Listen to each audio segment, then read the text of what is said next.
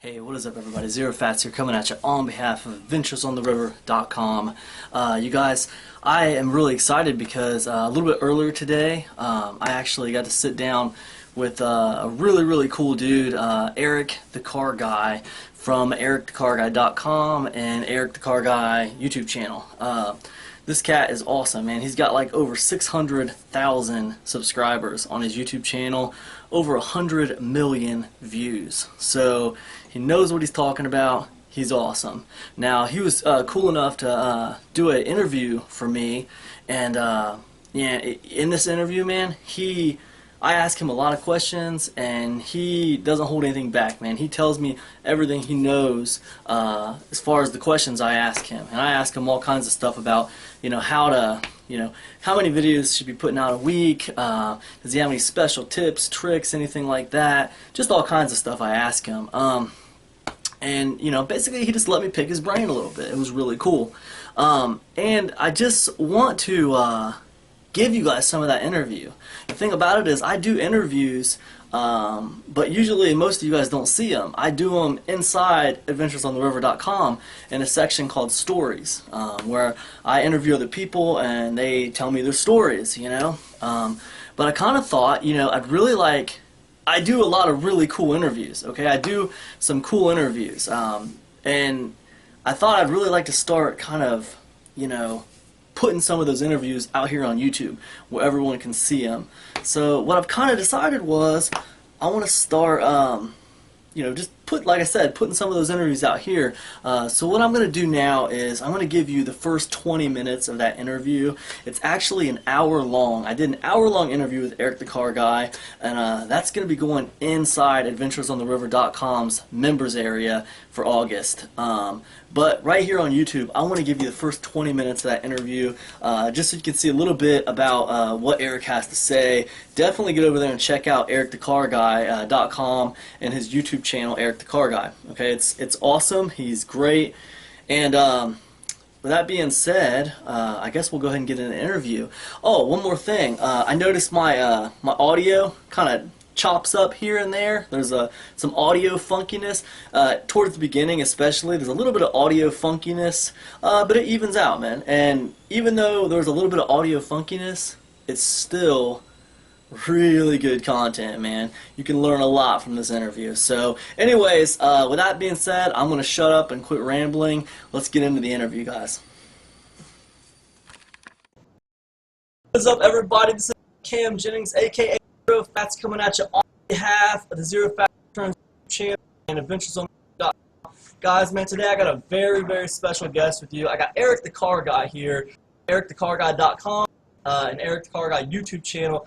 And Eric's channel, it's amazing. It's up there very close to 700,000 subscribers, over 1 million views. It's pretty awesome. He helps a ton of normal people fix their cars. He does these really cool, down-to-earth, informative videos. I actually found his channel because I was trying to fix the master cylinder on my old Dodge Caravan. So I'm really happy you took the time to talk to me today with this interview. And thanks for being here, man. Thanks for taking the time to talk to me today. Thanks so much for having me, man. I have one correction though. It's more than 1 million views. Yeah. It's more than 100 million views. That's right, dude. That's right, man. The pudding. Go to the guy's channel because it's amazing what you've been able to do with the channel. It's awesome to me, dude. It really is. It makes me look like a baby channel. I started out small. It's not something that happened overnight. I had to work at it, so give it time. Definitely. Dude, listen, for anyone who doesn't know who you are, what you do, and where can people find more information about you, and tell us a little bit about yourself, man.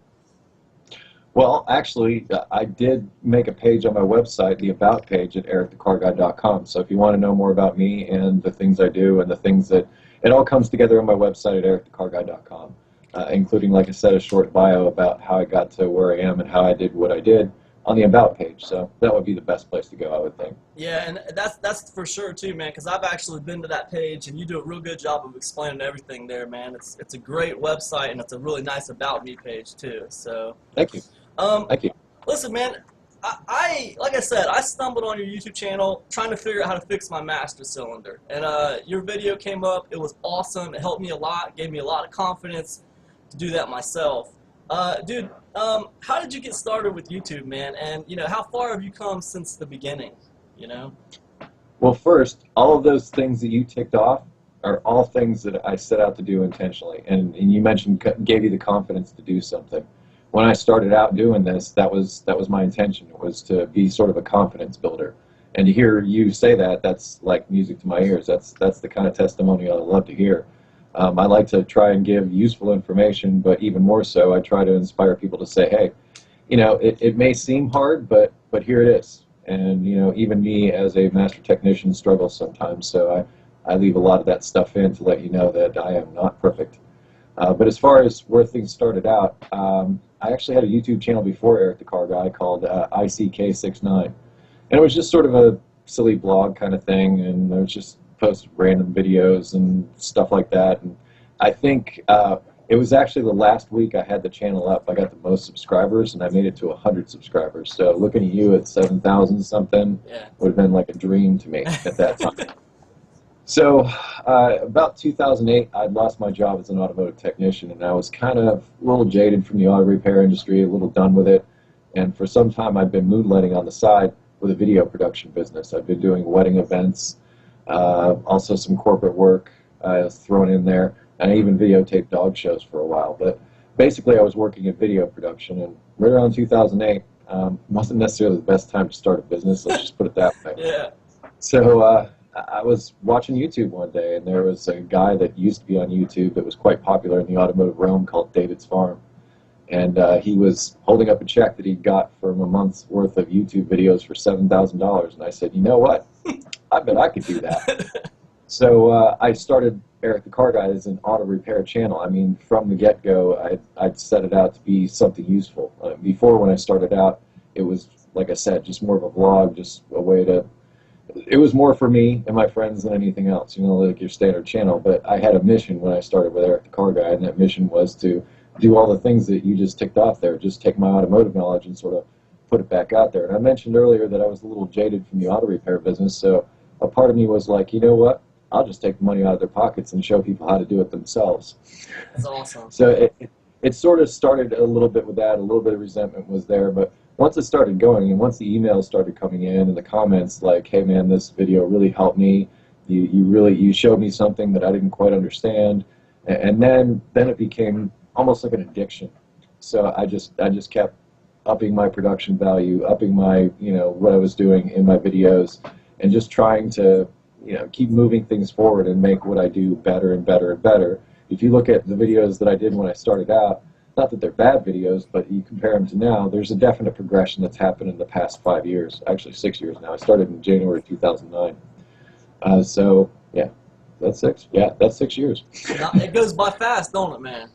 Not so good at math, but I can make videos, and it's just something I had a talent for, and I try to make it work for me, and Eric the Car Guy was born. It's awesome, dude. And we were talking a little bit before this interview started, and and this is, I just learned this, but it's not. I don't want people to get the wrong impression either. I don't want people to think that you fix cars for money right now. You don't have a car fixing business. You are a self-made entrepreneur. You do video, and the Eric the Car Guy business self-sustains everything. Yeah, indeed it does. In fact, I don't charge people for repairs anymore. I just bring the vehicles in and I use them to make the videos for the most part. Sometimes if there's parts or something like that, I have them pick those things up. But as far as like charging labor, it seems kind of silly. I just like going in there and playing with all my cool toys and tools and all that kind of stuff. But where I make my money is in essence with my YouTube videos, and that's what I cater towards, and the website, and there's other things sprinkled throughout that Absolutely. Pop up now and again. That's awesome, dude. I mean, I'm inspired. I know that my viewers and my audience are going to be inspired by that as well, man. Your channel, dude, like I said, it's got like around 640,000 subscribers, well over 100 million views, like you said. It's not easy to achieve those kind of numbers at all. Dude, what's your process for making videos, uploading, tagging? can anyone do it, man? I mean, is there a system you have you can share that others might be able to follow that are getting started? Well, I don't think it's a system so much. I think more than anything else, what you want to focus on is your content. Production value goes a long way too. You can have mediocre content and produce it well, and it'll get some views. But ultimately, what you have to keep in mind is you're competing for people's time, and you're competing with hundreds of millions of other people that are looking to do the exact same thing. When I started out 6 years ago, the landscape was very different, particularly in the automotive realm on YouTube. Since then, it's gotten a bit more crowded, so it's a lot more difficult to do what I did in the automotive realm. But the automotive realm is not the only realm, and there are many others to be explored. So focus on your content. Focus on being useful. That's what I did when I started out. I said, well, there are a lot of people out there that are broke, like myself, that can't necessarily afford to take their vehicles in to have them fixed. Why not make detailed repair videos to basically show them how to do it themselves? So that was the premise of how I started out, and I stuck with that premise. And that's a lot of what you have to do. And there's been some experimentation along the way. I didn't just do repair videos. I had a period for a while where I tried to do like vlog things to try and get more views. And I did try and spitball a bunch of different things along the way. Some of them worked out, some of them failed miserably. So don't be afraid to experiment. But at the same time, you got to stay true to what your core audience wants. Yeah. If not, they will certainly let you know. But if you take care of them and continue to provide consistent good information, and also, like I say, production value goes a long way as well. I think that can help get you on the path. Now, whether or not you hit it big or not, there's so many people out there that want to do it. It's more and more difficult every day because of that, just by the numbers. So if you do manage to succeed, you've done well. And you said something that was really interesting to me. Throughout that answer, you were talking about sticking to your core audience, and you had that core theme from the beginning of, well, my core mission is like audio repair, and I'm going to try to keep it tight to that kind of thing. And then like you kind of experimented out here and there, but you kind of had that mission statement that you kind of stayed focused on. Is that right? Am I hearing that right? Yeah, you definitely, once you learn your audience, and it may take a bit to learn them, and they will teach you just as much as you teach them. Yeah. They are very good about giving feedback, both positive and negative. And that's the thing. I mean, don't let the negatives get you down. Look at them as critiques. I mean, some people are just negative to be negative. You can ignore those. But some people actually have useful information to offer. And then consider that. Because, once again, you're vying for people's time. And they have a lot of choices when it comes to, specifically, internet video. I mean, there's a ton of stuff that they have choices of doing, especially on YouTube. Not to mention all the other stuff they could be watching. So you're competing for their attention in the same way the cable companies and networks and all those other people are competing for attention. So make engaging content. Make something that they want to watch. Yeah. Make something that you want to watch. Because if you're not passionate about what you're doing, you're just doing it to get famous and forget about it. That's never going to work. You really have to, stick to some topic, something, and try to ride it out and see where it takes you. Yeah, it shows in your videos that you care about what you're doing, man. I just watched your, just a day ago, I watched your day in the life video, which I thought was awesome, dude. I mean, you kind of like showed what it was like, and I was like, in my mind, I was like, holy cow, dude, this cat is busy. I mean, you had a lot going on that day, man. You were fixing this car, you had this to do, you had to do an air compressor in this car, and all this stuff going on. It was like, wow, dude. Well, that's not uncommon for an automotive technician, and that was kind of the premise of that video, is to show that as an automotive technician, a lot of people come to me and they want to work as automotive technicians for a living. And the idea behind that is that, especially I had one lift. I was fortunate enough at other jobs that I had to have more than one lift. But it really does become a juggling act, and it's sort of like a chess match that you go through with the day. And there's always surprise moves that come out from other places. Getting jammed up on the air conditioning on that Accord was a perfect example of that. That should have been a quick in and out kind of thing, but it wasn't. And mainly, honestly, my biggest issue with that was finding reliable information to try to figure out what I was looking at. That was the most difficult thing. That's the thing I probably miss most about the dealership, is having access to factory information. That makes doing repairs that much easier. They know exactly what color wires there are, where the connector is. They even got pretty pictures to show you everything. So they basically can hold you by the hand. Nice. In those instances. But there's not a lot of good repair information out there for problems like electrical issues or something like that. And that's where I think people stumble a lot. But yeah, the idea is to just sort of keep in mind, like I said, the overall big picture of the day. You know, this car is coming in at a certain time. Like I said, I had that waiter, so I had to schedule that in, and I got another one checked out so I could get the parts coming for that while I'm working on the waiter. And, you know, so that way you can have a flow and you can get things done, because as an automotive technician, many times you're working on a flat rate system, which means you get paid for what you produce. So if you only produce 2 hours worth of labor that day, that's all you get paid for.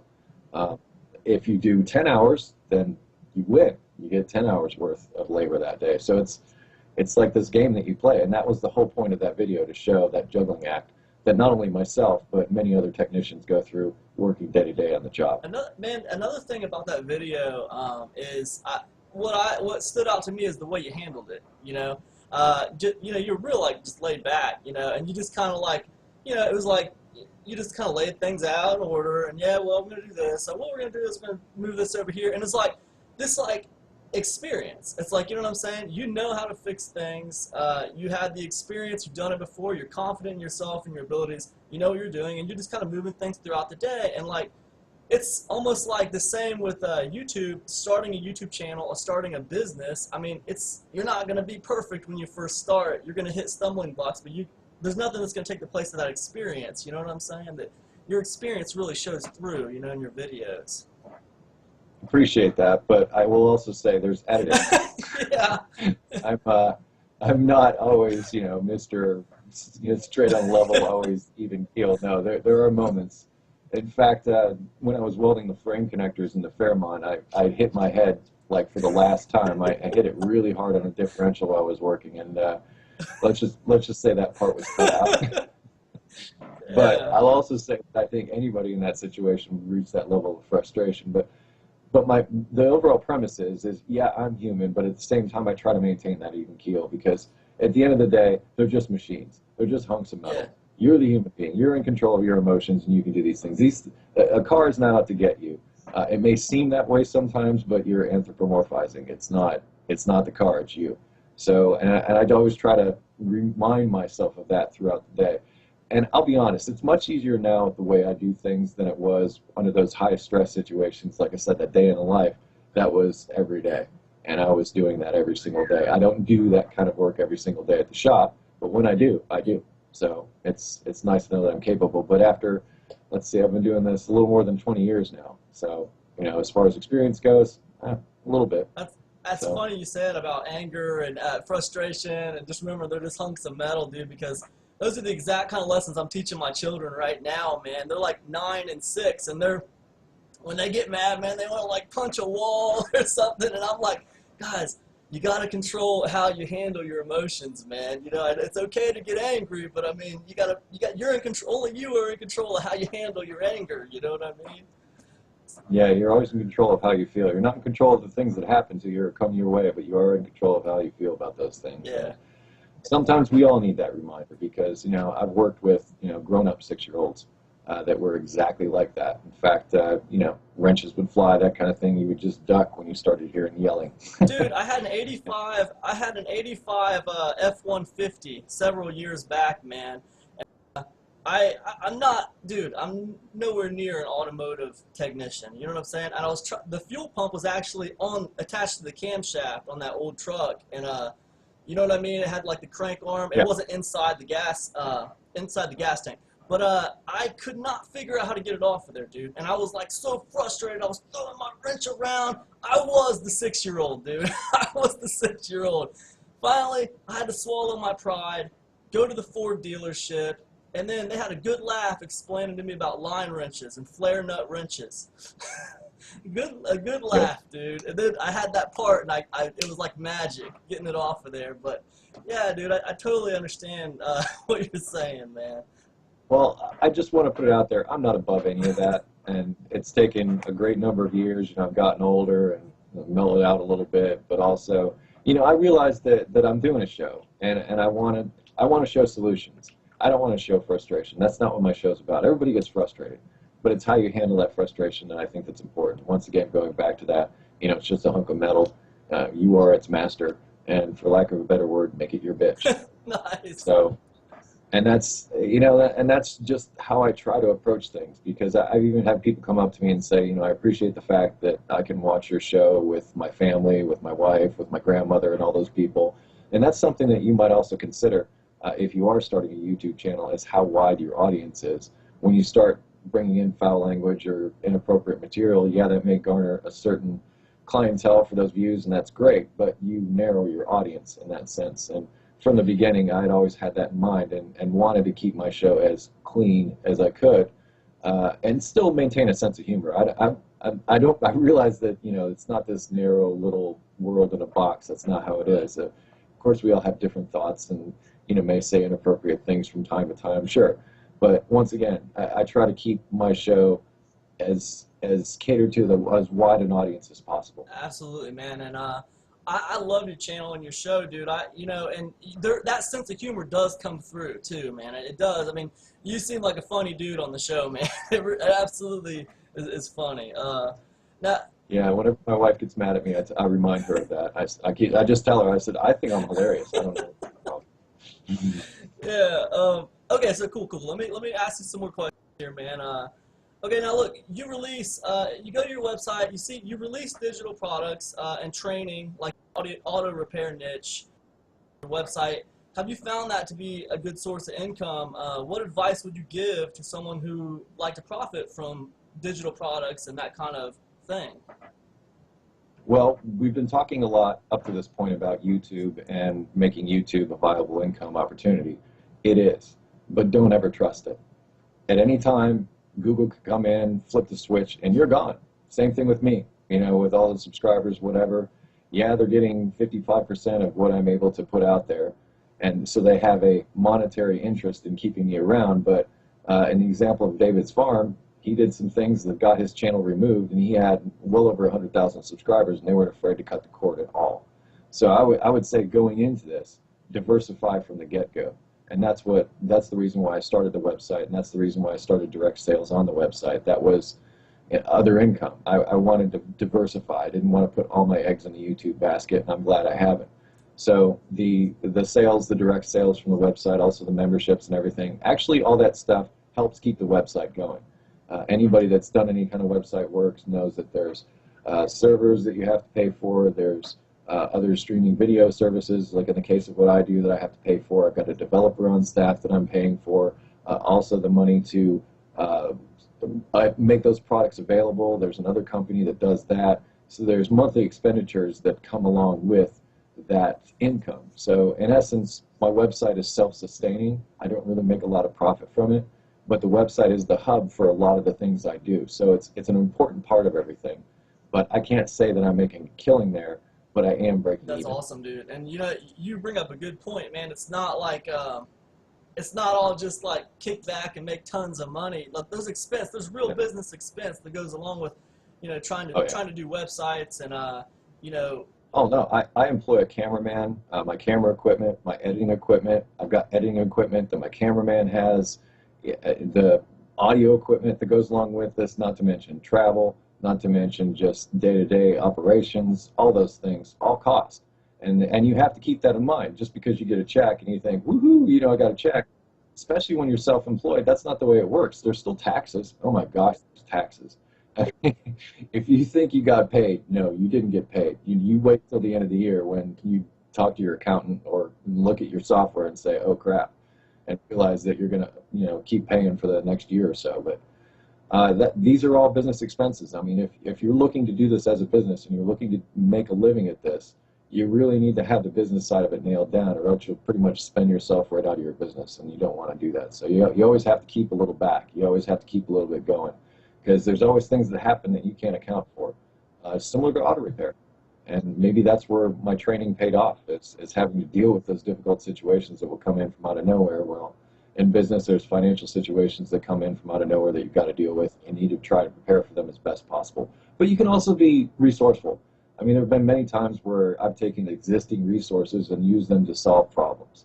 And that's all part of it. I think that's the way entrepreneurial people think, if you want to throw that label on me, is that, they're problem solvers at the end of the day, and that's what you have to be. So it's not just, compelling content, I made a YouTube channel, everything's great.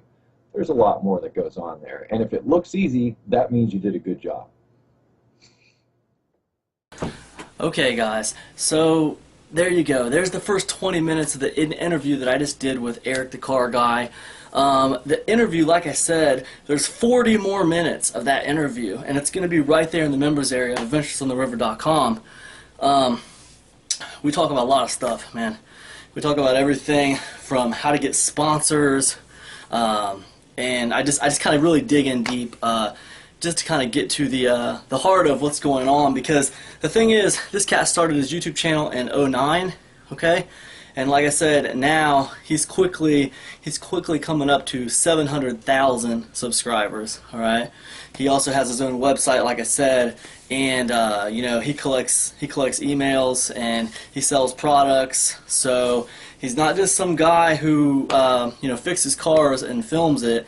Like, he doesn't have to fix cars. He actually tells me in the interview, like, he fixes cars for free, man. All the money he makes comes from Eric the Car Guy YouTube channel and ericthecarguy.com. I mean, it's a legitimate business that pays for his family. So it's awesome. He's really good. Great pleasure talking to him. And if you guys liked what you saw, make sure you sign up for adventuresontheriver.com. The rest of that interview is sitting in the members area. I'll see you guys on the inside. Peace, everybody.